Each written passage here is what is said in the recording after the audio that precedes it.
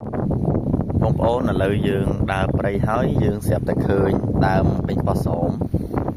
បងប្អូនណាខ្លះដែលធ្លាប់ញ៉ាំពេញប៉ោះសោមអញ្ចឹងអានេះគឺជាផ្លែពេញប៉ោះសោមហើយ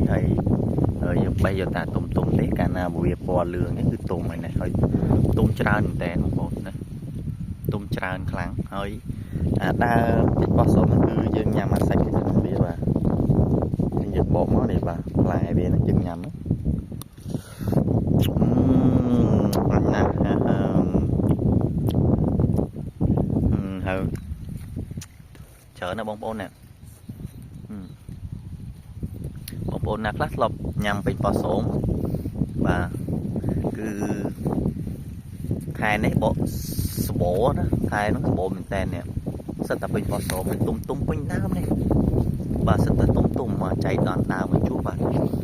នេះសិតទុំបាទអញ្ចឹងបេះហ្នឹងបេះអាហ្នឹងសិតតែឆ្ងាញ់ណារបស់ឆ្ងាញ់ណានេះអាលឿងនេះអាហ្នឹងទុំអានេះអីនេះសិតទុំនេះអូយច្រើនណាច្រើនណាបានច្រើនណាអូសិតតែផ្លែបងប្អូនអញ្ចឹងយើងចូលព្រៃយើងស្គាល់ផ្លែនេះមួយគឺបានញ៉ាំឆ្ងាញ់